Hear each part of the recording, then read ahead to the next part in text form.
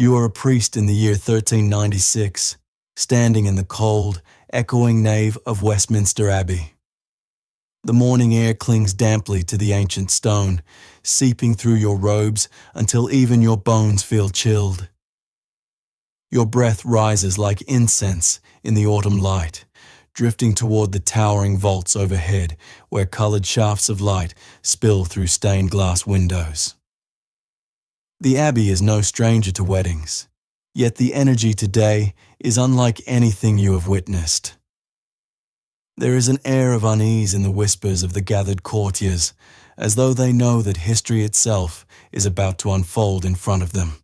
Servants scurry across the flagstones, brushing dust from the oak benches, arranging candles along the long altar rail, ensuring every detail shines with regal perfection.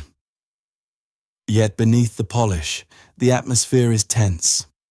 The courtiers murmur behind gloved hands, repeating what has been whispered for weeks: that this will be the most unusual royal marriage England has ever seen. For once, their idle gossip is not exaggerated. The bride has crossed the Channel from France, a princess by blood, daughter of King Charles himself. Such unions are not unusual in your time. Dynasties cement peace with flesh and vows. But when the great oak doors finally swing open, what enters leaves you momentarily speechless. The groom appears first, Richard II, King of England. At 29, he still cuts a magnificent figure. He walks tall, his golden hair gleaming as though touched by the hand of God, his ceremonial robes flowing like rivers of scarlet and white. Behind him, the procession halts, and in the silence, you realize why the courtiers' whispers have sounded so incredulous. The bride, Isabella of Valois, barely reaches his elbow. Her small hand, swallowed in his gloved palm, looks fragile enough to be snapped like a twig. You estimate her age, 6, perhaps 7 at most. The contrast strikes you harder than any sermon could. Richard, regal and self-assured, strides with the confidence of a man who has already known both triumph and loss. Beside him, this little girl, her hair dark and glossy, braided with pearls heavy enough to bow her head, looks more like a child preparing for a festival than a queen preparing to wed. Her gown is a masterpiece of French craftsmanship, golden cloth embroidered with delicate lilies, but the weight of it seems to slow her steps. When she lifts her gaze to the vaulted ceiling, her eyes are wide with curiosity rather than fear, as though she is still enchanted by the spectacle, too young to grasp the true enormity of her role. You steady yourself against the altar rail, heart tightening as you realize this is England's new queen. Isabella of Valois, raised among the marble courts of Paris, barely old enough to read her prayers, will now sit on the English throne. In your lifetime, you have blessed brides of 12, even 13, girls who at least possess the first hints of womanhood. But 6. It is almost inconceivable. And yet, in these times, the inconceivable is often the most practical path. You remind yourself that this is the age you live in.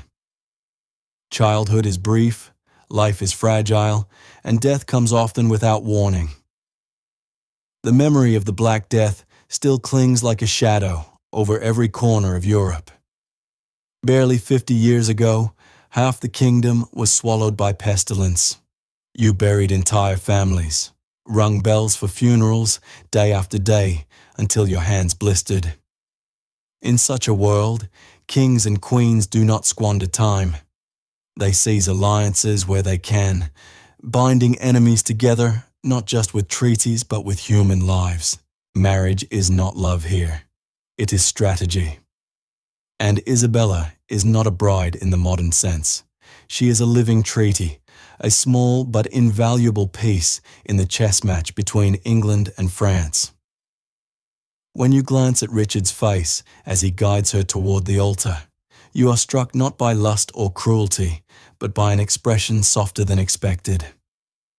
His voice, when he recites his vows, is measured and protective, as though he speaks to a child under his care. There is gentleness there, a sense that he knows the absurdity of this spectacle, but must still honor it. He too is bound by duty, compelled to sacrifice personal sentiment for the survival of his crown. You look again at the girl. Isabella watches the ritual with wide, solemn eyes. When the choirs chant, her lips part slightly in awe. When the nobles bow, she copies them clumsily, as though playing a game she has not yet learned the rules of. Yet there is no visible terror in her small face, only a kind of wonder, the gaze of a child witnessing something magnificent, but incomprehensible. You whisper the prayers with a steady voice, though your heart stumbles. The candles flicker in the draught. The courtiers lean forward in anticipation. The marriage, everyone understands, will not be consummated. It cannot be. Instead, Isabella will be raised here in England, a child queen in training, molded until she is old enough to take her place beside Richard, not as daughter figure, but as consort. This arrangement is not shocking to your contemporaries, not in principle. What makes it remarkable is simply her age. 6 years old, and yet entrusted with the peace of 2 kingdoms. As you lift your hands to bless their union, you feel the gravity of the moment pressing upon you. The words leave your lips with the authority of the church, but behind them lurks a strange unease. You know that this fragile child is stepping into a world where crowns weigh heavier than iron shackles, where alliances shift like sand, and where mercy is a scarce commodity. Kings may protect, but politics devour. What future awaits her, this little girl dressed as a queen? Will she grow into the role, a bridge between England and France, or will she be crushed, another casualty in the endless struggle for power? The organ swells, the vows conclude, and you pronounce them husband and wife. Courtiers exhale as though the ceremony itself has sealed a reprieve from war. Yet you know better. This marriage, like so many before it, is but a fragile stitch in the torn fabric of Europe. Treaties break, kings fall, wars return. Still, for now, the abbey glows with candlelight, and in the eyes of the world, peace has been forged by the clasping of a child's hand in a king's. Your voice lingers in the vaulted arches as you deliver the final blessing.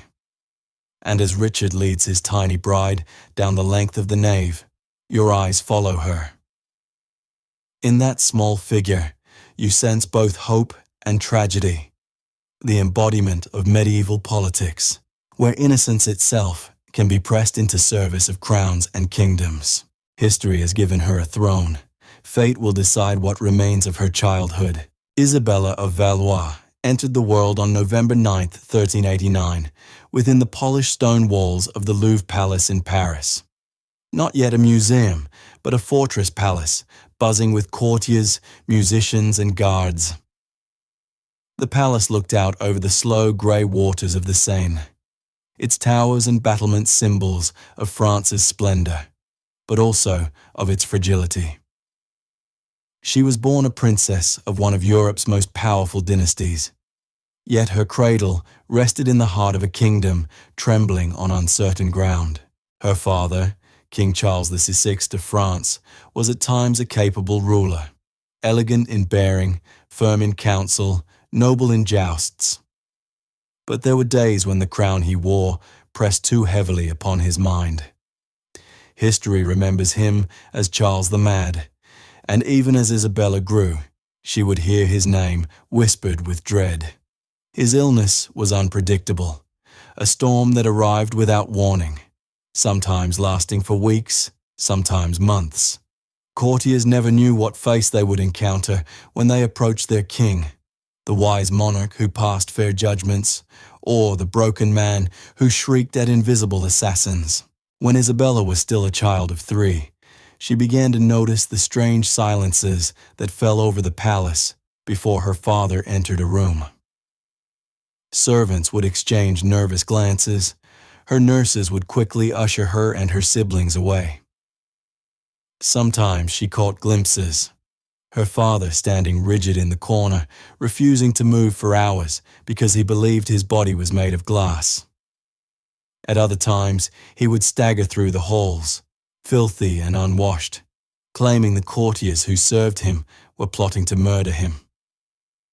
On his worst days, he seemed not to know himself at all, calling for his brother as though he were still a boy.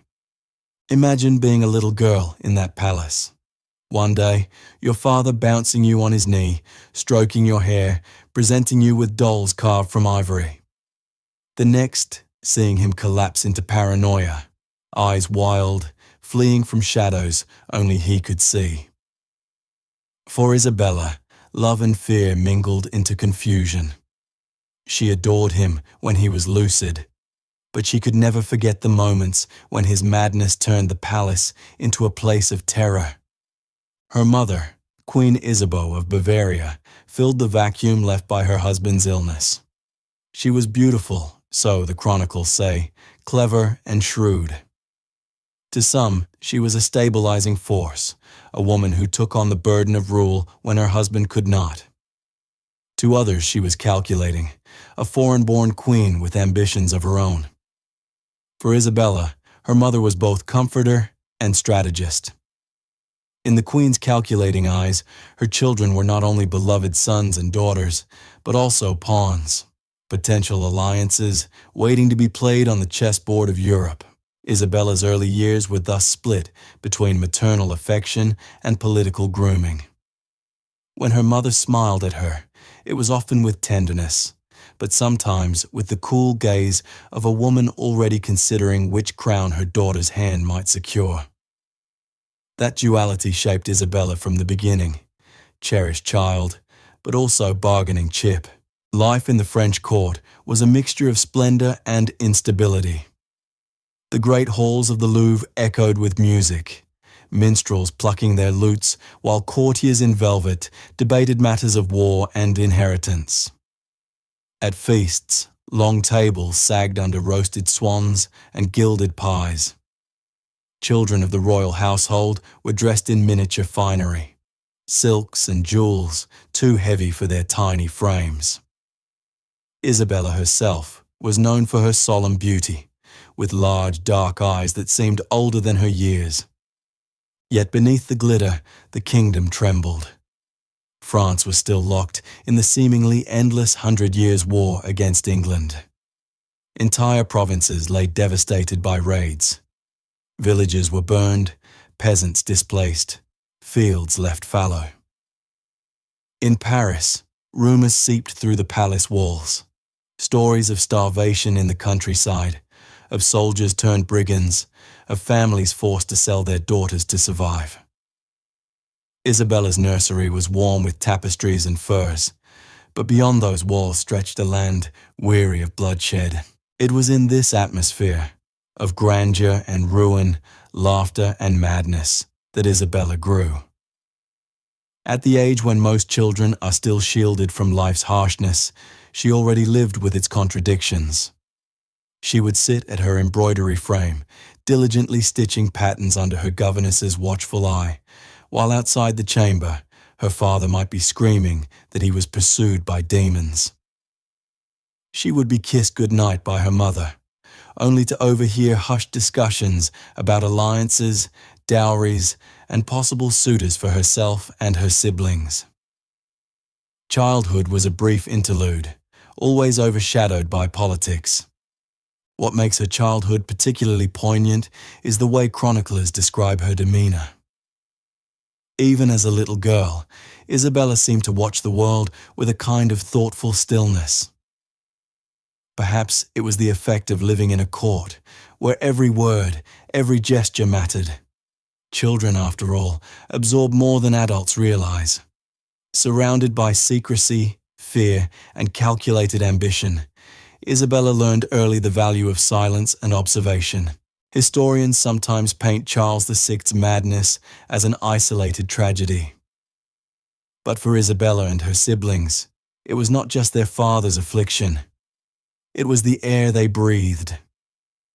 every episode of his instability threatened the stability of the entire realm. When the king was unfit to rule, factions rose to fill the void. Uncles, brothers, ambitious nobles, even her own mother vying for control. Isabella grew up in a palace of shifting loyalties, where alliances could collapse in an instant, and trust was a dangerous luxury. This instability was more than a private family misfortune. It was a national crisis. For France's enemies, Charles's madness was an opportunity. For France's people, it was a curse. And for Isabella, it was the backdrop to her earliest memories. But her mother, Isabeau, understood the weapon she held in her children. Each son was a potential king, each daughter a potential bride for foreign crowns. Isabella, as the eldest daughter, carried particular weight. Beautiful, intelligent, and of impeccable royal blood, she would be her mother's greatest bargaining chip. Isabeau's calculating gaze often lingered on her eldest daughter with the knowledge that Isabella might one day save or strengthen France. Not through arms, but through marriage. Thus, even before Isabella could properly write her name, her destiny was already being mapped out across parchment in council chambers. She was not merely a child of the French royal house. She was a piece in the great game of European politics. Her future tied not to her own will, but to the ambitions of kingdoms. Still, for the little girl in the Louvre Palace, life was not all fear and duty. There were moments of innocence, playing with her siblings, feeding crumbs to the doves in the courtyards, listening to nurses tell stories of saints and heroes. Yet even those moments carried a shadow, for she knew that her world could change in an instant. A father's scream, a mother's order, a knock on the chamber door summoning her to a banquet where foreign envoys would look at her not as a child, but as a potential bride. Isabella's life was never ordinary. From the cradle, she lived in a court where sanity and madness danced hand in hand, where splendor and ruin coexisted, and where love was always tangled with politics. The stage upon which she would later act as England's child queen had already been set in these early years in Paris, and in her mother's eyes, there was already a vision. One day, this little girl would carry not only the weight of her father's troubled legacy, but also the fragile hope of peace between nations, long at war. By the time Isabella was old enough to remember the shimmering halls of the Louvre, her world was already defined by a war older than her family. For more than 60 years, France and England had been locked in a conflict so consuming that no generation had lived without its shadow. The 100 Years' War had begun with questions of inheritance and claims to the French throne, but by the 1390s, it had become something larger, an endless struggle of pride, identity, and survival. To understand why a 6-year-old girl would one day be placed on England's throne, one must picture the weariness of 2 kingdoms after decades of bloodshed. French villages lay blackened, torched by English raids. Families rebuilt cottages only to see them burned again the following season. Peasants abandoned their fields, turning fields of wheat into wastelands of thistles. In England, the war had drained noble coffers. Generations of young men sailed across the Channel and returned in coffins, or not at all. Nobles mortgaged their estates to fund campaigns, and many never recovered their wealth. War had become a rhythm, as ordinary as harvests and winters. To live was to expect it. Yet by the 1390s, exhaustion pressed down like a suffocating cloak. France reeled from her king's madness. England, though militarily capable, felt the sting of hollow treasuries and restless nobles. Both peoples, weary of endless campaigns, longed for reprieve. And yet, kings do not simply call wars to an end. Pride and legitimacy bind them. A peace that was merely signed could just as easily be broken. In medieval Europe, Words on parchment mattered little unless bound with something stronger: blood. That is why marriage remained the most sacred of treaties. A wedding was not just a ceremony of vows. It was a contract sanctified by God Himself.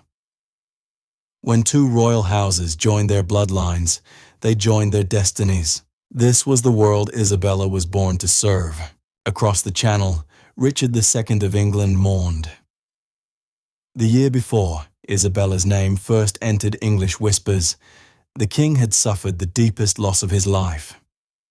His wife, Anne of Bohemia, had died suddenly, a victim of plague. Their marriage had been a rare gift, not only a union of politics, but one of affection. Richard loved Anne. Chroniclers agree on that much. He called her his good Queen Anne, and when she died in 1394, he ordered the palace where she had last lived to be torn down in grief. Her death left him vulnerable in more ways than one. Without an heir, Richard's throne wobbled. Every medieval monarch knew the danger of a crown without succession. Factions grew bold when no heir loomed to secure continuity. Richard's lords pressed him to remarry quickly, but grief is a stubborn companion. For months he resisted, unwilling to replace the woman he had cherished. Yet in politics, sentiment yields to necessity. His counselors whispered of alliances, dowries, heirs. And beyond England, across the turbulent Channel, French ambassadors watched with sharp eyes. By 1395, secret negotiations began. French envoys came bearing a daring offer. They did not propose a widow of proven years, nor a noblewoman of a rival house, but the king's own daughter, Isabella of Valois. She was only 6, younger than any royal bride Richard's contemporaries could remember. The proposal shocked even hardened courtiers, but it came gilded with promises. First, the dowry, an astronomical sum of 800,000 francs, enough to refill England's depleted coffers and soothe restless nobles demanding financial relief. Second, a truce, 28 years of peace. Nearly 3 decades in which an entire generation might grow to adulthood without the shriek of battle horns. For kingdoms choking on war, such a promise was intoxicating. But Isabella's age posed a dilemma. 6 years old. Most child marriages involve girls nearer to adolescence, 12 or 13, when at least the transition to womanhood loomed. Even in an age of short lives and early betrothals, this was unusual. Some English lords balked, muttering that it would scandalize Europe. Others, more pragmatic, argued that her very youth was a virtue. Raised in England, molded by English tutors, she would grow into a queen who embodied loyalty to her adopted kingdom as much as to her native France. The French, too, emphasized the symbolism. A child untouched by years of bloodshed, a bride too young to carry resentment or hatred. In her innocence, she would represent a new beginning. For Richard himself, the choice carried weight beyond politics. Some chroniclers hint that when he was shown the miniature portrait of Isabella, her solemn gaze framed by pearls, his expression softened. She was a child, yes, but also a symbol of hope, of continuity, of something to protect.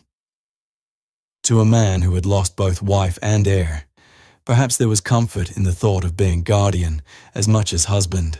The negotiations dragged on for months. Couriers crossed the Channel, their saddlebags filled with drafts of treaties sealed in wax.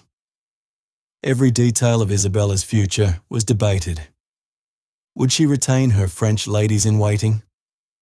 Would she be permitted to practice French customs? Could she correspond freely with her family? Most crucial of all, the marriage would remain unconsummated until she came of age, a clause written explicitly into the treaty. Medieval politics often trampled over innocence, but here, at least, the ink granted her childhood a brief reprieve. Meanwhile, little Isabella continued her lessons in Paris, unaware that her fate was being stitched together in council chambers. She practiced French hymns, learned her embroidery, and repeated the first clumsy English words her tutors introduced. When seamstresses began sewing a trousseau fit for a queen, she understood only that she was to marry a great king across the water. At 6, such concepts were no more real than the fairy tales her nursemaids told by candlelight. Yet beyond her nursery walls, the pieces of a vast political puzzle were locking into place. France, desperate for respite from her king's madness and from war, saw in Isabella a living shield. England, anxious for wealth, heirs and peace, saw in her a bridge. And Richard II, the grieving monarch, saw in her perhaps the promise of renewal, the chance to reshape his reign and secure his fragile crown. In the grand theatres of medieval diplomacy, armies marched, treaties were inked, nobles quarrelled. But in 1396, the fate of two kingdoms balanced not on a sword's edge, but in the tiny hands of a child who still played with dolls. The marriage of Richard II and Isabella of Valois did not materialize with a single stroke of a quill. It was forged slowly, across months of painstaking negotiation, in candlelit chambers heavy with incense and tension. For all its outward glamour, medieval diplomacy was a grueling game of patience, suspicion, and maneuvering. Every clause weighed as though lives depended on it. And in truth, they did. French envoys came to England bearing their proposition like a glittering jewel. The terms they laid out dazzled the English court.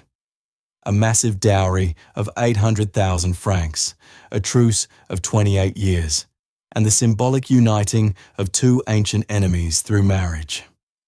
On the surface, it was irresistible. Yet beneath the surface lay unease. Richard's council divided almost at once. The older lords, hardened veterans of war, eyed the treaty with suspicion. They had bled and spent fortunes to seize land in France. To them, peace felt dangerously close to surrender. "Shall we now bind our king," one muttered, "to the daughter of our enemy? To a child still at her nurse's skirts?" Others, younger or more pragmatic, argued that the offer was too valuable to dismiss. England's treasury was threadbare, her people weary, her nobles restless. The dowry alone could fund the crown for years. And then there was the matter of Isabella's age, 6 years old. Even in an era when childhood ended early, this seemed scandalously young. Some worried it would draw mockery from rival courts, weakening England's prestige. Others saw opportunity. A child raised in England would grow up loyal, her loyalties carefully shaped by English tutors and companions. She would be a queen who belonged to England in spirit as well as in title. Richard himself hesitated. Grief for Anne of Bohemia still shadowed him. To many, Anne had been the good queen, beloved for her charity and gentleness. Richard's marriage to her had been unusual in its warmth. Their union had carried real affection, something rare among monarchs. To take another wife felt to him like a betrayal of her memory. And yet, duty pressed. A kingdom without an heir was a candle burning down to its last inch of wax. Richard could not indulge grief forever. When French envoys unfurled the miniature portrait of Isabella, Richard's demeanor shifted. The tiny painting showed a solemn girl with large dark eyes, her hair threaded with pearls. Chroniclers noted that Richard's expression softened, as though he saw not merely a bride, but a child who would need protection. Some whispered later that the king looked upon her not only as a queen, but as a daughter he might raise, half guardian, half husband. The negotiations dragged on for nearly a year. Letters crossed the Channel, carried by trusted couriers who rode for days, their saddlebags sealed with wax and ribbon. Each letter carried revisions, assurances that Isabella would retain her French ladies-in-waiting, that she could correspond freely with her family, that she would not be forced into consummation until she reached the fullness of womanhood. The French pressed for dignity and autonomy. The English pressed for security and clear terms. Every word mattered, for in diplomacy, ambiguity could be deadly. The atmosphere in both courts grew thick with rumor. In Paris, some nobles murmured that the king was bargaining away his daughter's childhood, sacrificing her to appease England. In London, critics hissed that Richard was humbling himself before France, a king too eager for peace at any cost. Yet there were others who saw the wisdom in it. With rebellion brewing in Ireland and Scotland, with the treasury nearly drained, could England truly afford more war? Behind the closed doors of negotiation, the rituals of diplomacy were performed with meticulous care. Ambassadors swore oaths upon holy relics, kissed the gospel, and pressed their seals into soft wax with trembling hands. These gestures were not mere formalities. They were understood as binding under God. To break them was to invite not only war, but divine wrath. And yet, for all the solemnity, the fate of the entire treaty rested on someone too young to grasp its meaning. Isabella spent those months in Paris blissfully unaware. She was still a child, playing with carved dolls, repeating her catechism, giggling with her younger siblings. Her nurses spoke to her of fairy tales, not treaties. When seamstresses began sewing gowns far more ornate than usual, she assumed they were preparing for a festival. When her tutors began to teach her English phrases, she parroted them back with laughter, not realizing they were the language of her future, one chronicler later remarked, almost wistfully. While kings bent their heads over parchments, the little princess bent her head over her toys. In council chambers, however, there was no laughter. The English lords pressed Richard. Was he willing to tie England's fate to a child? Was he prepared to endure the whispers of weakness from rival kings? Richard, by then resolved, silenced them. He declared that peace was worth more than pride, that the crown's stability demanded it. To his critics, it was capitulation. To his supporters, it was foresight. By mid-1396, the treaty was sealed. Wax hardened upon parchment, signatures dried. Isabella of Valois was to marry Richard II of England. 2 weddings were planned, one in Calais, the English-held port in France, to seal the pact, and a second in Westminster Abbey, to present her formally as England's queen. For Isabella, the preparations must have felt like a dream. Seamstresses draped her in cloth of gold, so heavy she could barely walk. Her mother explained gently that she would be leaving Paris, leaving her siblings, leaving all she had known. Did she cry? Did she protest? The chronicles are silent. They only tell us that she was obedient, her solemn little face composed as she prepared to step into history. In truth, the child had no choice. She was not Isabella the girl, but Isabella the treaty. Her small figure was now the vessel of hope for kingdoms weary of war. The date was set. The armies sheathed their swords, for the moment. Bells were ready to ring across England and France. And a little girl, still unsteady in her steps, was prepared to bear the weight of peace upon her shoulders. On the last day of October, 1396, the wind swept in from the Channel, biting and salt-laden, as banners of France and England snapped side by side above the fortified walls of Calais. The city, English-held but on French soil, was the perfect stage for the first act of this unprecedented alliance.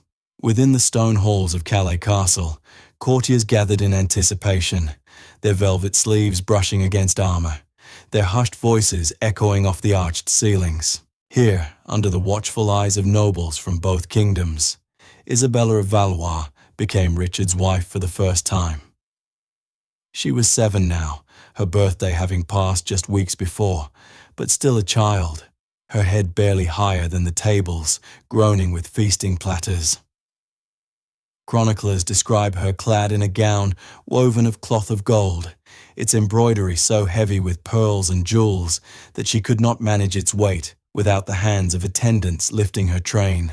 When Richard approached her, he knelt to her level. Witnesses remarked upon the gentleness of his manner, how he lifted her chin so she would not look only at the ground, how he guided her small hands through the motions of exchanging rings. To those present, it was not the image of a predator and prey, but of a guardian and ward. Behind the solemn ritual lay the silent understanding. This marriage would remain unconsummated, a bond of diplomacy, not of flesh. The ceremony was intimate, overshadowed by the seriousness of the treaty it sealed. Outside, the Channel wind howled as though mocking the fragile peace. Inside, envoys smiled stiffly and clutched their parchments. They knew the ink on the treaty would be tested the moment blood or pride once again demanded war. Yet for that evening, Calais became a place of uneasy celebration. Torches flared, music spilled into the courtyards, and for a brief moment, French and English nobles dined together rather than facing each other across battlefields. Isabella, small and solemn at the high table, picked delicately at food set before her, though she could barely eat. When jugglers tossed knives in the air, her eyes widened. When minstrels played, she smiled faintly, as though still too young to understand that the merriment was meant to sanctify her own fate. The second wedding, the true spectacle, awaited across the Channel. A year later, in the autumn of 1397, London transformed into a stage of gold and silk. From the docks along the Thames to the soaring towers of Westminster Abbey, banners fluttered in the chill air, stitched with English roses and French fleur-de-lis. The child queen's arrival was the talk of the city. Ordinary Londoners, weary from years of war and taxation, pressed shoulder to shoulder along narrow streets, desperate to glimpse the foreign princess who had been promised as the bringer of peace. The coronation procession began at dawn. Isabella was carried through the city in a litter adorned with red roses and golden lilies twined together, symbols of two nations forced into embrace. Alongside her, duchesses and countesses of England walked in procession, carrying the child's train with reverent care. On her dark hair sat a crown, fashioned specially for her small head, gleaming with sapphires and pearls. To those watching from below, she seemed a vision, a doll come to life, radiant yet impossibly fragile. People surged forward, desperate for a glimpse. So great was the press of bodies that several were crushed to death in the crowds, proof of how curiosity could turn fatal in such moments of spectacle. The English people, skeptical at first of such a young queen, could not resist the novelty. Some blessed her as she passed, shouting prayers that she might bring peace. Others laughed softly, remarking that the crown seemed too heavy for her tiny frame. When at last she entered Westminster Abbey, the grandeur of the occasion unfolded in full. Candles blazed in their thousands, their light bouncing from polished chalices and gilded vestments. The soaring Gothic arches seemed to echo with both the chants of priests and the rustling excitement of nobles. For many, this was not just a wedding. It was theatre, a political pageant crafted to show the world that England had secured peace on its own terms. The coronation ritual was no less dazzling. Isabella was anointed, her innocence cloaked in the sacred oils of queenship. She stood as best she could under the weight of ceremonial robes, guided at each step by her attendants. Chroniclers describe her as composed, her large eyes taking in the scene with wonder rather than terror. When the crown was placed upon her head, the congregation erupted in acclamation. A little girl had become Queen of England. Afterward, the feasting began. The coronation banquet lasted 3 days. Jugglers, musicians, and actors performed elaborate entertainments. Plays were staged in which allegorical figures, peace, concord, and plenty, triumphantly embraced upon stage, a promise that Isabella's marriage heralded a new age for both kingdoms. At the high table, Richard sat beside his new bride, raising goblets in toast while she sat quietly, nibbling delicately as her French tutors had instructed. For the nobles, the banquet was more than food and drink. It was reassurance. Every goblet raised, every song performed, every theatrical allegory was a signal meant to convince both England and France that this child marriage had the blessing of God, the Church, and the people. Yet beneath the glitter, experienced courtiers knew better. Truces were fragile, kings fickle, nobles restless. Peace might last a year, or 10, or, if God smiled, 28, but rarely longer. Still, for the moment, hope lingered. Isabella, the child bride, had done her duty. She had crossed the sea, worn the crown, smiled at her new people. Richard, in turn, had gained his alliance, his truce, and the wealth to sustain his throne. Together, they presented the image of a kingdom secure. And yet, watching her sit in her high-backed chair, her feet not even touching the ground, one could not help but wonder. What did the little queen truly think? Did she miss her siblings, her Parisian nursemaids? Did she long for the familiar gardens of the Louvre? Or did she simply take in the noise and colour, too young to know that her very presence was meant to bear the weight of peace between nations? For now she smiled when prompted, curtsied when guided, and endured the heavy crown placed upon her head. She was, after all, both a child and a queen. Once the echoes of her coronation faded from Westminster's stone walls, Isabella's life settled into a quieter rhythm, though never one that could be mistaken for ordinary childhood. She was now Queen of England, yet still so small that her feet dangled above the floor when she sat upon her carved wooden chair. The weight of the crown had been lifted from her head after the ceremony, but its invisible burden remained.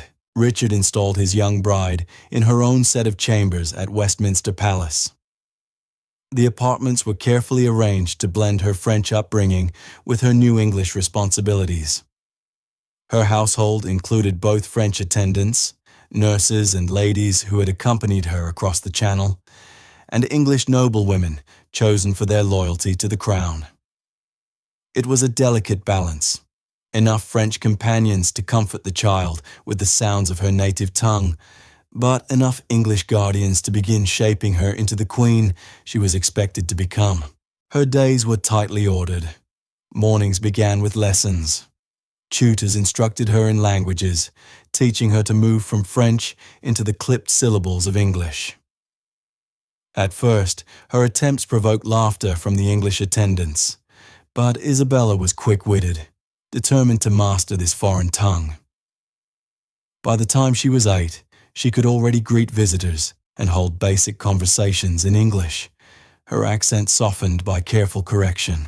Alongside language, she studied the etiquette of court life.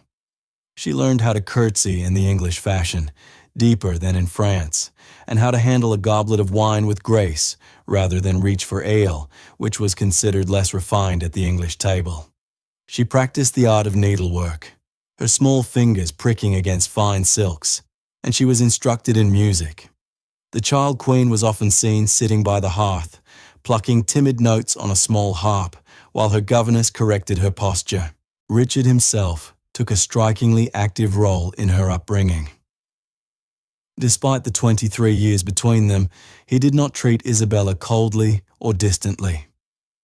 Chroniclers describe him visiting her chambers often, bearing gifts, books with illustrations of saints, bright exotic birds brought from Ireland, and small trinkets crafted by London's finest artisans. He seemed to enjoy her company, listening patiently to her chatter and encouraging her studies. To some at court, this paternal attentiveness softened Richard's image. He was a king accused of vanity and of ruling through favourites, but in the presence of his child bride, he revealed an unexpectedly tender side. Isabella, in turn, began to look forward to these visits. She greeted him with the formality drilled into her, but gradually warmth grew between them.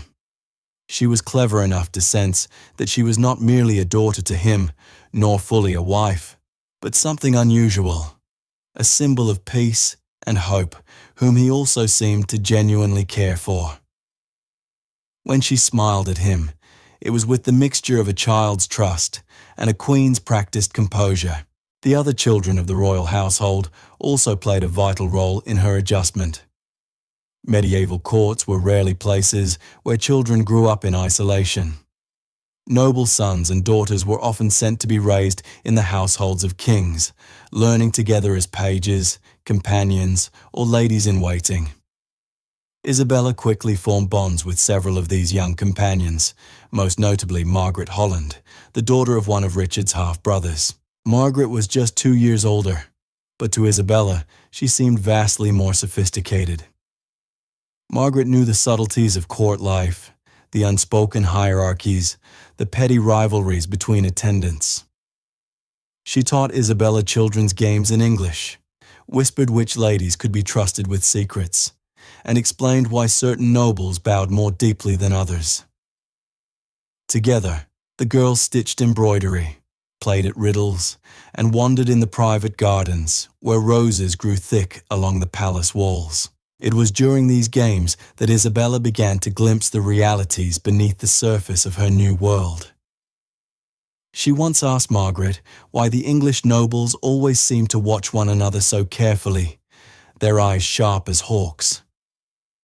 Margaret, wise beyond her years, explained that Richard's reign had been marked by disputes with his lords since he was a boy. Many of them had once opposed him in rebellion. Though he was king, he did not entirely trust them, and they, in turn, did not fully trust him. "Your marriage helps him," Margaret confided, "because it brings peace. But some think it shows he is weak, that he prefers peace to conquest." These words lingered with Isabella. She was beginning to understand that her life was not her own. Every gesture she made, every smile she gave, every lesson she learned was weighed in political scales she could not yet see fully. Even as a child, she sensed that she was both participant and pawn in a much larger game. Still, there were moments of genuine childhood joy. In winter, when the Thames froze, she watched boys skate across the ice with wooden blades tied to their boots. At Christmastide, the palace was transformed with evergreen boughs, candles, and feasting. She laughed as jugglers tossed torches in the great hall and gasped at the sight of actors in elaborate masks performing tales of saints and heroes. Even as queen, she was still a little girl, clutching Margaret's hand in wonder at the marvels of the season. Her education continued to expand. A clerk named Master William taught her history, unrolling large maps upon the floor of her chamber. Isabella would kneel beside them, tracing coastlines with her small fingers as he explained the geography that had shaped centuries of war. "See here, Your Grace," he told her, pointing to the narrow strip between Dover and Calais. "This water has been both bridge and barrier. Your marriage means it may yet serve as bridge." Isabella listened solemnly, absorbing the lesson. She understood, even at 8, that she was not only a child learning to be a queen, but the living symbol of peace between two nations. And so, the years 1397 and 1398 passed. Isabella grew taller, more confident, her English improving, her understanding of court deepening. Her French companions still surrounded her, but she was increasingly at home in England. She was, to all appearances, thriving. Yet beneath the quiet routines of lessons and feasts, The air of the court carried whispers. Not all nobles approved of Richard's closeness to his young queen. Some muttered that he lavished too much attention on her while neglecting other matters. Others whispered darker criticisms, that his peace with France made him soft, unfit to lead England in the way a warrior king should. Isabella herself was shielded from the harshest of these mutterings, but she felt the change in the atmosphere. Glances exchanged when Richard entered, conversations that hushed when she appeared. Still, within her private chambers, she felt safe. The king treated her with kindness, her companions surrounded her, and her studies gave her a sense of purpose. For a brief moment, it seemed she might truly grow into the role of queen in peace. But peace at court is always fragile. Even a child could sense that calm was only ever the surface of deeper waters.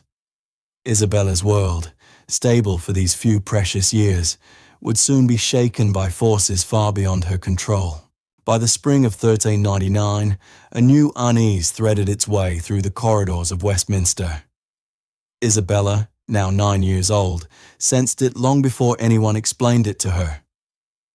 She noticed how conversations cut short when she entered a room, how her ladies-in-waiting exchanged glances heavy with worry, and how even her closest companion, Margaret Holland, seemed distracted, her laughter less frequent. Richard himself had changed. Once attentive and affectionate, the king visited her chambers less often. When he did, he carried a restlessness with him. He would stand by the window overlooking the Thames, staring at the water as though searching for omens. The gifts and trinkets he once brought, books, carved toys, exotic birds, no longer appeared. Instead, his words were brief, distracted, and sometimes edged with bitterness. At first, Isabella wondered if she had displeased him. Had she stumbled in her English lessons? Had she forgotten her manners at table? But soon she realized the truth was heavier, far beyond a child's misstep. The entire kingdom was holding its breath. The storm began with Richard's cousin, Henry Bolingbroke. A year earlier, Richard had exiled Henry after a quarrel with another noble. The exile was harsh, 10 years barred from England, stripped from his lands and inheritance. But fate turned suddenly. When Henry's father, John of Gaunt, one of the greatest lords of England, died in 1399, Richard seized his vast estates rather than allowing Henry to inherit them. It was a dangerous move, bold but reckless. Few things could stir rebellion faster than denying a nobleman his birthright. That summer, Henry returned to England, not as a supplicant, but at the head of an army. He claimed he wanted only his inheritance, but his supporters knew better. The tide of nobility, long weary of Richard's autocratic rule, began to swing toward Henry. Great lords flocked to him. To Richard, the rebellion was not merely a threat. It was a reckoning. For Isabella, the first sign of danger came abruptly. One evening, her attendants whispered for her to pack only essentials. Margaret Holland arrived pale-faced, telling her they were to leave Westminster that very night. "Where are we going?" Isabella asked, her small voice trembling. Margaret's reply was careful, but grim. "To the Tower, Your Grace, for your safety." The word tower struck her heart with dread. She had seen it before, rising dark and square over the Thames, its walls a mixture of palace and prison. To be taken there meant danger. Danger great enough that the king himself no longer trusted the Palace of Westminster. The journey through London streets that night was unlike anything Isabella had known. No joyous procession, no cheering crowds. She rode in a small litter, curtains drawn, flanked by armed men whose torches cast long shadows on the shuttered houses. The air was thick with unease. Somewhere in the distance, she heard shouts, the clatter of soldiers moving through the city. London, so recently filled with celebration at her coronation, now felt hostile and strange. At the Tower, she was installed in chambers that were comfortable but distinctly confining. The windows were barred, guards stationed at every door. Though her French attendants remained, most of her English ladies were dismissed or vanished overnight. For the first time since leaving Paris, Isabella felt truly isolated. Richard came to see her on the second day. She was shocked by his appearance. The once elegant golden-haired king looked disheveled, his robes wrinkled, his hair unkempt. His eyes, once bright, now burned with a frantic weariness. He knelt before her chair, as he had done in gentler times, but the weight of his despair seemed to crush him. "My dear child," he said softly, his voice breaking, "our circumstances have become difficult.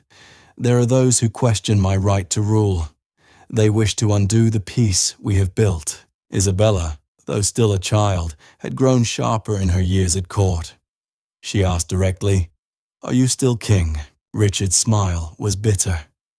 "For now. But Henry Bolingbroke has returned, and many lords follow him. I may not be able to protect you as I once could." For the first time, Richard spoke to her, not as a child, to be shielded, but as someone who deserved the truth. He explained that Henry was gathering support, that many nobles had abandoned him, and that the very throne wavered beneath his feet. "What will happen to me?" Isabella asked, her voice steady, though her heart raced. Richard hesitated. "I do not know," he admitted. "Henry may use you to bargain with your father in France, or perhaps he will honor our marriage. Much depends on what value he sees in peace." It was a cruel revelation, but Isabella understood.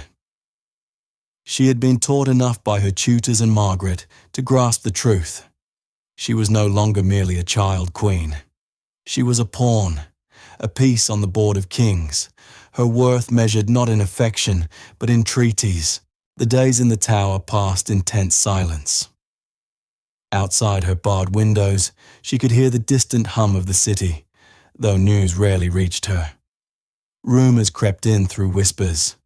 Henry's forces growing stronger, Richard's allies fleeing, castles falling without resistance. Each rumor tightened the knot of fear in her chest. Then, one grey October morning, the sound of boots thundered up the tower staircases. Isabella's heart froze. The doors opened, not to Richard, nor to her familiar guards, but to men in red livery, Henry Bolingbroke's men. Behind them entered Henry himself, broad-shouldered, armoured, his face grim but composed. This was no longer Henry the Exile. This was Henry of Lancaster, newly crowned Henry IV of England.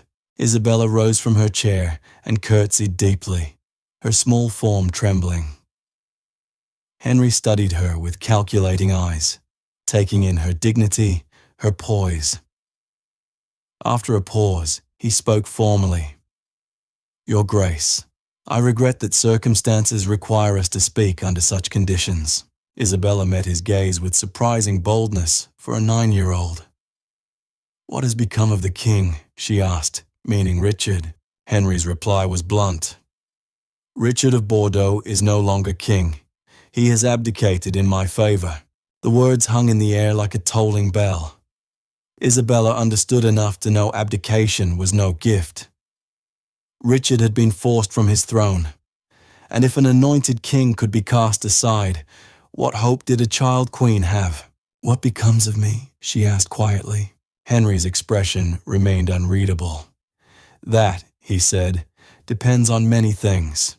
Your father's response, my counsel's advice, and your own conduct in the months to come." With those words, Isabella's life changed forever. No longer the cherished child of a protective king, she was now a political prisoner. Her fate uncertain, her value weighed only in terms of treaties and war. And in that moment, though still a child, Isabella stepped into the harsh reality of medieval politics.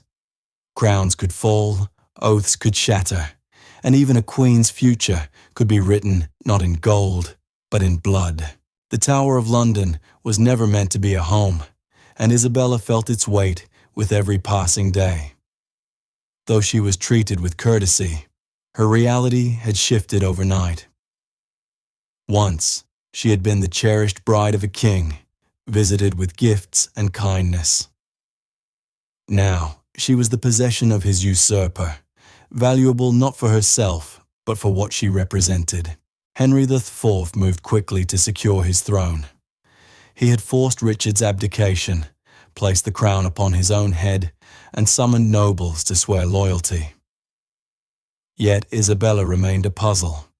At 9 years old, she was still Richard's wife, and thus by law, England's queen.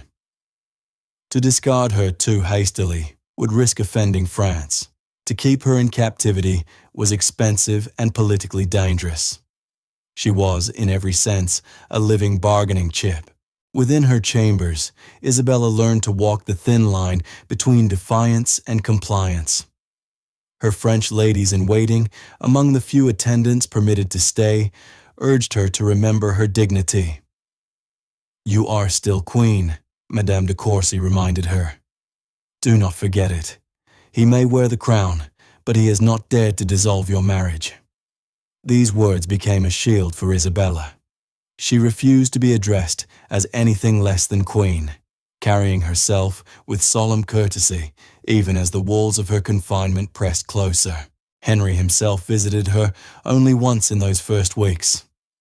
He studied her with the cool gaze of a soldier turned king, noting her poise, her intelligence, her composure unusual for a child. "Your conduct will matter greatly," he told her, in a tone more warning than comfort. "Much depends on how you carry yourself." Isabella bowed her head, answering only with silence. Inwardly, she understood. Her survival depended not on rebellion, but on the careful cultivation of grace. Outside her chambers, the rumors grew darker. Richard had been taken to Pontefract Castle in Yorkshire, imprisoned under guard. Whispers drifted into Isabella's rooms, that the deposed king had starved himself, that he had been denied food, that he had been quietly murdered at Henry's command.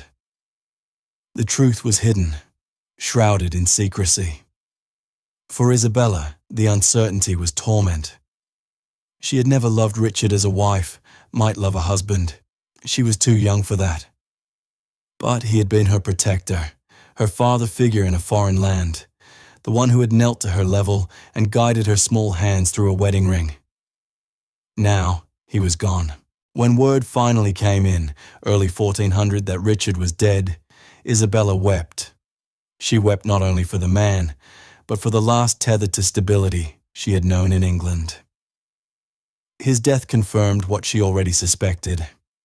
In politics, kindness meant nothing against ambition. If an anointed king could be discarded, imprisoned, and silenced, what chance did she, a child, truly have? Henry's council debated her fate relentlessly. Some argued she should be sent back to France at once to avoid the expense of maintaining her court and to demonstrate strength. Others insisted she remain, for as long as Isabella was in English custody, her father Charles II would hesitate to act against Henry. In her person lay leverage, a guarantee that France would tread carefully. And so Isabella remained in the Tower, not as a prisoner in chains, but as a queen in gilded confinement. Her apartments were furnished with tapestries, her table laid with silver, her wardrobe replenished with silks. Yet the barred windows and the guards at every door reminded her daily that luxury did not equal freedom. Despite her youth, Isabella proved remarkably adept at survival. She was polite to Henry's representatives, never giving offense. She did not cry or protest in public, nor did she lash out at the guards who shadowed her. Instead, she wielded her dignity like armor. She behaved not as a frightened child, but as a queen who understood her own symbolic power. Even Henry's men, hardened soldiers, admitted grudging respect for the composure of the little girl they were meant to control. Still, isolation gnawed at her. Margaret Holland and the English girls, who had once been her companions, were gone, dismissed or scattered with the fall of Richard. Only her French attendants remained, whispering encouragement in her mother tongue, reminding her of Paris, of family, of the day she might return home.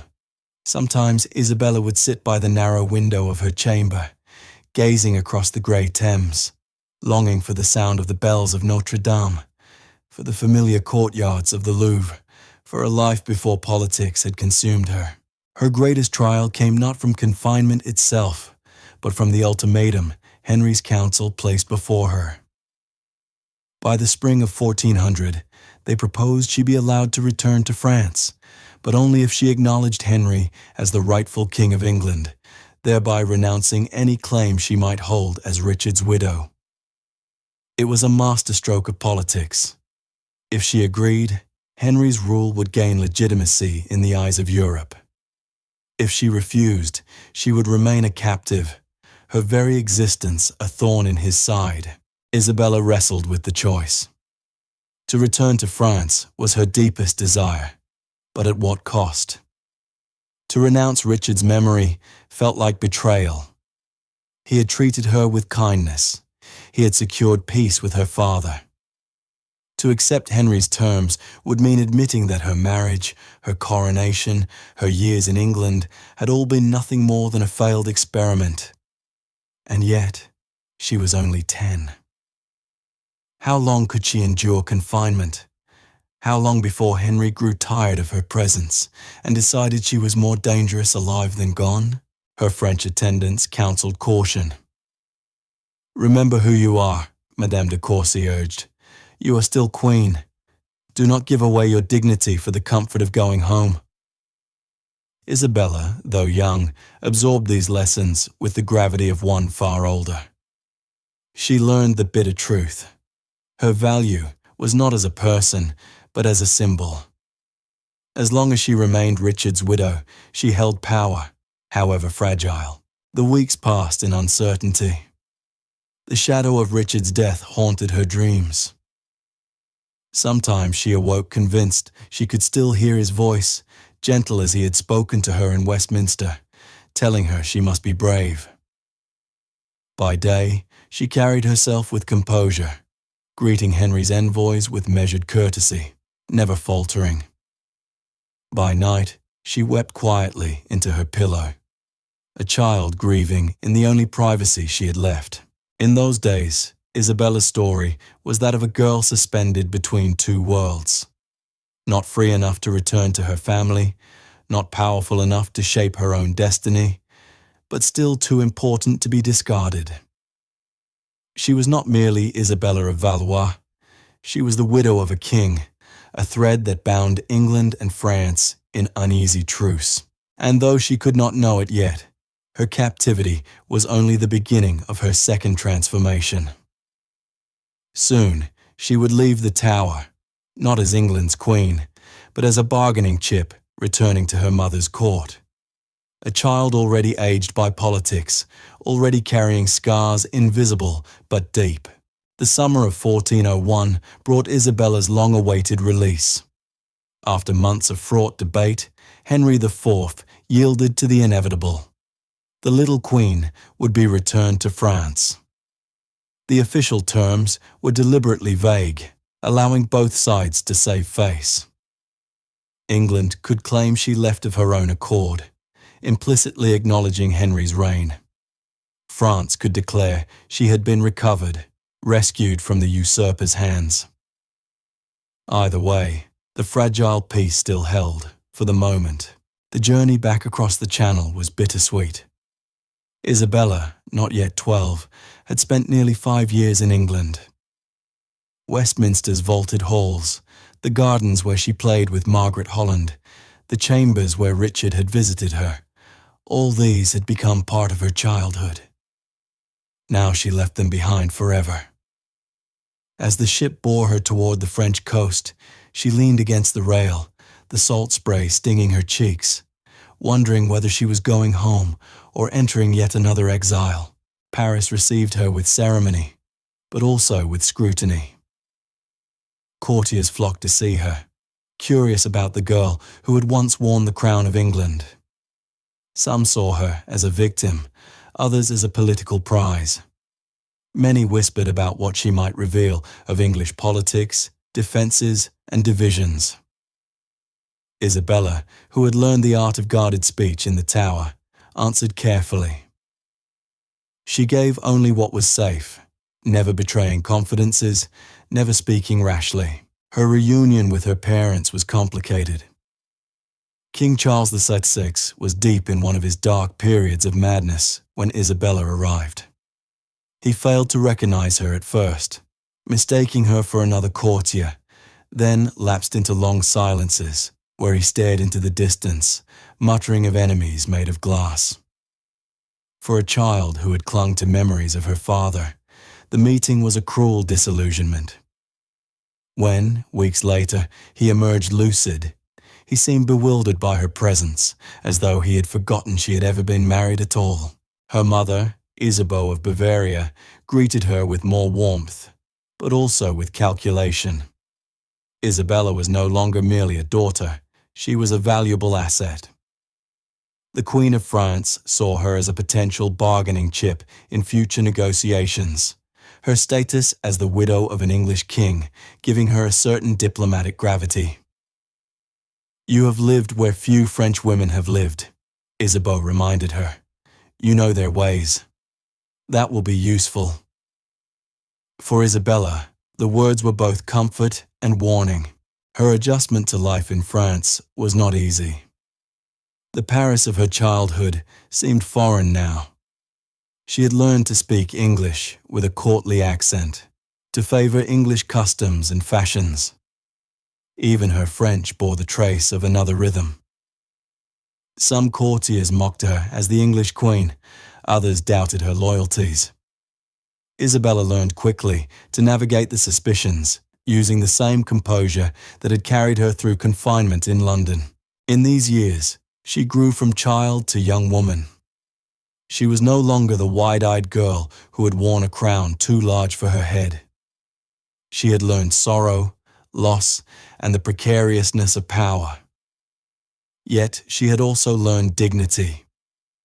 Those who met her remarked upon her poise, her solemn beauty, and her ability to remain calm where others might falter. By the time she turned 14, talk of remarriage began to circle. In medieval Europe, widows, especially royal ones, rarely remained single for long. Suitors were discussed in council chambers, dukes, counts, even foreign princes. But one man rose above the rest, Charles of Orléans, her cousin and one of the most cultured nobles in France. Charles was nearly 30, but unlike Richard, he was not a grieving widower seeking political salvation. He was a patron of poetry, a man of letters as well as arms. And though the marriage was arranged for dynastic advantage, there was room for mutual respect. Isabella remembered him faintly from earlier years when he had visited her father's court. He had always treated her with courtesy, even kindness. Now, as negotiations advanced, she found herself curious rather than fearful. For France, the match was politically convenient. It kept Isabella within the royal family, preventing her from becoming a bargaining piece for foreign powers. It also tied her to a man whose court was known for refinement, literature, and art. For Isabella, it promised something she had never known, the possibility of a marriage based on partnership rather than pure politics. The wedding was set for June 1406. By then, Isabella was 16, a young woman with a quiet gravity beyond her years. The ceremony at Notre Dame Cathedral in Paris was no mere diplomatic formality, but a grand spectacle designed to restore dignity to a girl whose first marriage had been little more than a treaty. She walked down the nave in a gown of deep blue silk, embroidered with golden fleur-de-lis. On her dark hair sat a circlet of sapphires and pearls. As she approached the altar, the crowd craned to see her, whispering of her beauty, her composure, her tragic past.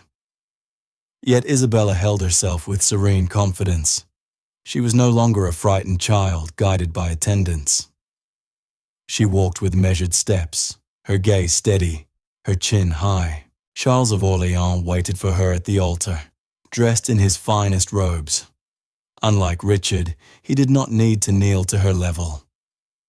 When they exchanged vows, their voices were clear, deliberate, and strong. Observers noted how they looked directly at one another, as though acknowledging the reality of the bond they were choosing to share. The feast that followed was lavish, filled with music, pageantry, and performances celebrating not only their union, but also the hope that France, fractured by her king's illness and the endless war, might find unity through its noblest houses. Isabella sat beside Charles at the high table, and for the first time in years, she allowed herself to relax. This was not a coronation forced upon her, nor a feast held in uneasy truce. This was her wedding, and in it, she glimpsed the possibility of happiness. The early years of her marriage proved different from anything she had known before. Charles, though older, treated her not as a ward or political symbol, but as a companion. He valued her intelligence, her opinions, her experiences. Together, they fostered a court of learning and culture. Poets, musicians, and scholars gathered at their residence, filling its halls with conversation and song. Isabella, once a pawn on the chessboard of kings, became a patroness of art, a young duchess shaping a new identity for herself, and soon her new life expanded even further. In 1407, she gave birth to a daughter, Jeanne.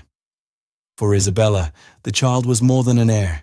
She was proof that Isabella's life had shifted from pawn to mother, from symbol to woman, with her own legacy to pass on. Holding Jeanne in her arms, Isabella whispered promises in both French and English, vowing that her daughter would know love and choice in a way she herself never had. For a brief time, it seemed Isabella had escaped the shadow of her childhood, stepping into a future she could finally claim as her own. For a few short years, Isabella of Valois seemed to have outrun the fate that had hounded her since childhood. At the court of Charles of Orléans, she found warmth, culture, and a husband who valued her not as a treaty, but as a partner. Together, they cultivated a household that pulsed with poetry and music. Charles himself was a writer of verse, and Isabella, though still young, delighted in listening to the recitation of new ballads, commissioning illuminated manuscripts, and welcoming scholars into their halls. It was a transformation few could have imagined. The child who had once sat stiffly under the weight of an English crown was now a young duchess, laughing with musicians, discussing philosophy, and nursing her daughter with her own hands. Against the backdrop of her turbulent childhood, these moments of peace were luminous, fragile jewels. But peace in France, like in England, was never more than a thin veil. The shadow of her father's madness still loomed over the kingdom. King Charles VI drifted in and out of lucidity, his vacant stares and violent outbursts leaving the court in chaos. Into the void stepped rival factions. On one side, Isabella's new family, the Orléans, asserted their right to guide the kingdom. On the other, the powerful Duke of Burgundy, with his armies and his hunger for control. The feud between Orléans and Burgundy quickly escalated into open violence.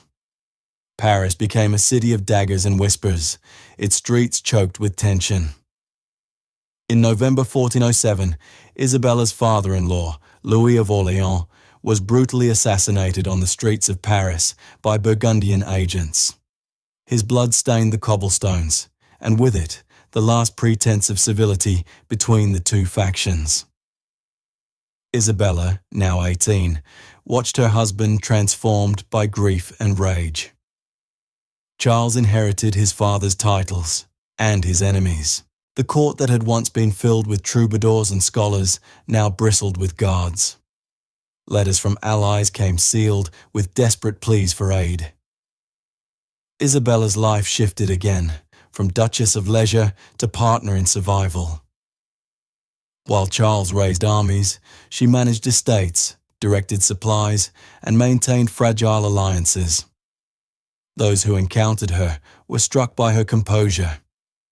She was no longer a girl playing at queenship. She was a woman who understood the stakes of power. Yet even as civil war raged, Isabella's personal life deepened. In 1408, she gave birth to a son, also named Charles. Holding the infant in her arms, she saw both hope and peril. He was heir to a powerful house, but also a target.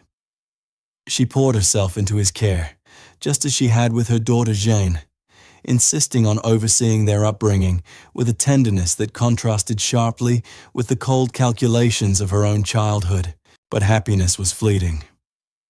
In 1409, Isabella gave birth to a third child, a daughter named Marguerite.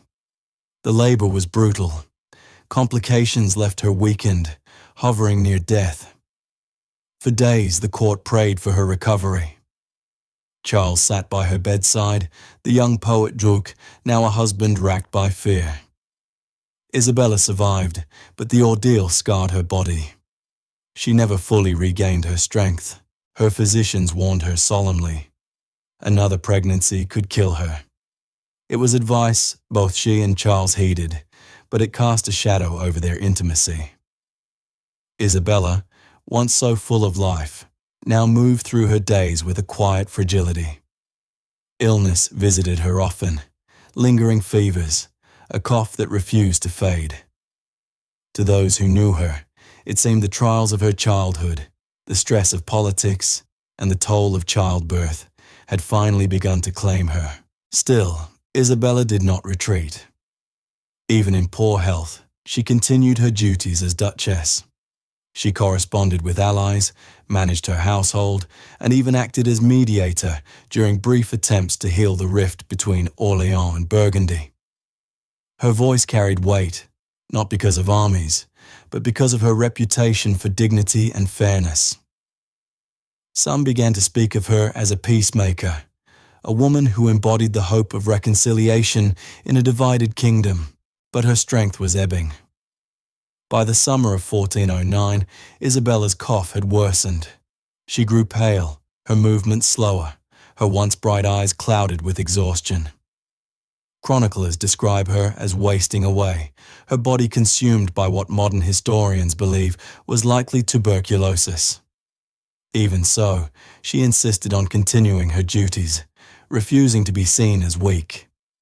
"I will not be a burden," she said to have told her attendants. On September 13, 1409, Isabella of Valois died. She was only 20 years old.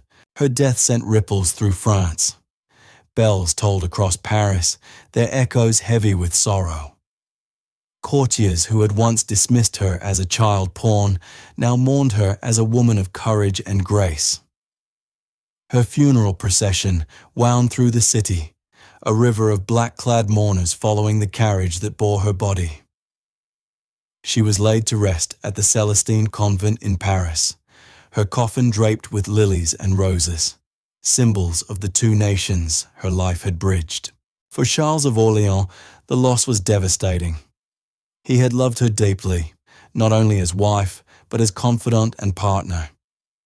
In her, he had found both tenderness and strength, a companion who shared his love of art and his burden of duty. Though he would remarry, he never forgot her. In the poetry he later wrote during his long imprisonment in England, echoes of Isabella's memory lingered, a testament to the mark she left on his heart. Her children, too, carried her legacy. Jeanne grew into a noble woman of influence. Young Charles would become a poet of renown, his verses shaping French literature for generations. Marguerite, though born into turmoil, survived and contributed to the alliances of her house. Through them, Isabella's blood and spirit endured, threads woven into the fabric of European history. But Isabella's true legacy was more than lineage. She had lived through three identities: the frightened child bride in Westminster, the queen turned prisoner in the Tower, and the duchess who found fleeting happiness before her untimely death. Each role had tested her, scarred her, and shaped her. In a world where women were too often treated as pawns, she carved out moments of agency, moments where her intelligence, dignity, and compassion shone through. Modern eyes cannot look upon her story without unease. A girl of 6 placed on a throne, a child wielded as treaty, a widow before she was even grown. Yet to dwell only on her victimhood is to miss the quiet triumphs of her resilience. Isabella of Valois endured, adapted, and, however briefly, found love and purpose in a life mapped out by others. Her story is not merely a tragedy of politics and lost youth. It is also a reminder of the fragile humanity within the brutal machinery of history. She was proof that even pawns can leave legacies, that even in the harshest of ages, dignity and grace can outlast power. As the bells of Paris told her passing, Europe mourned not just a duchess, not just a queen, but a young woman who had lived at the crossroads of kingdoms, and who, in her short span of years, embodied both the fragility and the endurance of the human spirit.